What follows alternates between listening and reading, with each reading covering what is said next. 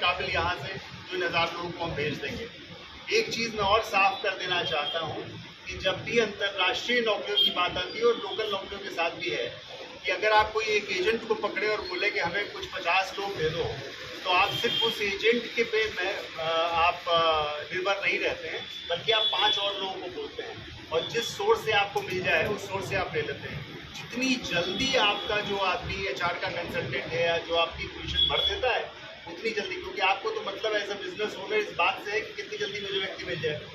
तो इसी तरह से इंटरनेशनल जो अपॉर्चुनिटीज़ होती हैं वो सिर्फ एक देश से लोगों को नहीं ले जाते हैं, वो बहुत सारे ऐसे दूसरे देश हैं, जैसे वियतनाम है, फिलीपींस है, श्रीलंका है, नेपाल है, बांग्लादेश है, बहुत सारी कंट्रीज से इन देशों की अपॉर्चुनिटीज़ यही वाली जुड़ी हुई है। हम जितनी जल्दी अपने युवाओं को तैयार कर सकें, उनको ढूंढ सकें और ढूंढ के फटाफट उनके इंट्रोड्यूस करा के उनको बाहर भेज सकें, उतनी ही ज़्यादा चांसेस इस बात के बनेंगे। एक बात ये। दूसरी बात ये कि 1000 नौकरियां आज की डेट में हैं। हर महीने इसमें हम और हर 15 दिन पे हम इसमें नौकरियां ऐड kरेंगे और भी ज्योग्राफीज ऐड करेंगे। मतलब अभी आपको 7 देश दिखाई दे रहे होंगे, 8 देश दिख रहे होंगे, ये देश कल 15 हो सकते हैं, 20 हो सकते हैं। जो टिपिकली आप जानते हैं कि पूरा का पूरा यूरोप इसमें पूरा हो रहा है। होती है वो सूचना का अभाव। वो सूचना के अभाव में चूँकि उनको नहीं पता है कि कौन सा एम्प्लॉयर है, एम्प्लॉयर की क्या कंडीशंस होती हैं, एम्प्लॉयर कैसे बच्चों को ले जाता है, तो बीच का जो एजेंट बैठा होता है आपकी इस अज्ञानता का फ़ायदा उठाता है और आपका शोषण करता है। अगर ये बहुत सच्चाई से बच्चे के सामने, युवा के सामने तथ्य रख दिए जाएँ, ये है जैसे कल साहब बता रहे थे, जर्मनी में आप एक ऑस्ट्रेटिंग प्रोग्राम में जाएंगे, 1000 यूरो शुरू के मिलेंगे, अगर 3 वर्षों तो 3 वर्षों के बाद आपको कोई 3 लाख मिलना शुरू हो जाएंगे। वहाँ पे एक वर्क परमिट की व्यवस्था हो जाएगी और फिर यूरोप में आप 6 देशों में जहाँ भी जर्मनी बोली जाती है कहीं भी जाके सब छोड़ने की। लेकिन ये बात आपको बताता नहीं है एजेंट। क्यों? एजेंट इसलिए नहीं बताता है क्योंकि वो अंग्रेजी में उसके लिए एक वर्ड है इन्फॉर्मेशन आर्बिट्राज, क्योंकि इसके पास इन्फॉर्मेशन है आपके पास नहीं, तो उसका वो इस्तेमाल करता है।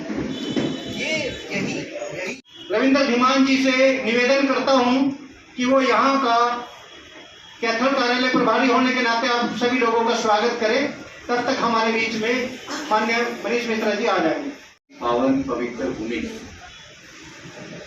देश का चौथा स्तंभ, जो लगातार समाज में एक अंतिम व्यक्ति तक, जो सरकार की बात हो, समाज में किसी भी तरह की कोई भी कार्य हो, जो अंतिम व्यक्ति तक पहुंचाने का काम हमारे मीडिया के बंधु करते हैं। मैं आपका सबसे पहले तो यहाँ पहुँचने पर माननीय सांसद श्री नवीन जिंदल जी की तरफ से आपका आभार व्यक्त करता हूँ, आपका स्वागत करता हूँ। आपको हमने इंतजार कराया। हम लोग दिल्ली से समय से चले थे, लेकिन पानीपत में हमारे चीफ गेस्ट को हमें मिलना था, उसमें कुछ समय लग गया मैडम के से मिलने में। और उसके बाद जब करनाल से जस्ट मुड़े तो सिंगल रोड है, आप लोगों को पता है, बहुत ट्रैफिक थी।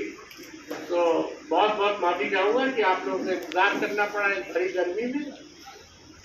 लेकिन खुशी की बात यह है कि आप सब लोग हैं यहाँ पर, और आपकी हमारे माननीय चेयरमैन साहब के माध्यम है कि आप उनकी आवाज़ को कुरुक्षेत्र सांसद क्षेत्र में पहुंचा सकते हैं। इसलिए आपकी इम्पोर्टेंस मैं वहाँ पे रखता हूँ कि अगर जो आवाज़ हम देना चाहते हैं आप उसको आगे उसी दिशा में उतने ही और उससे अच्छे तरीके से ले जाएंगे।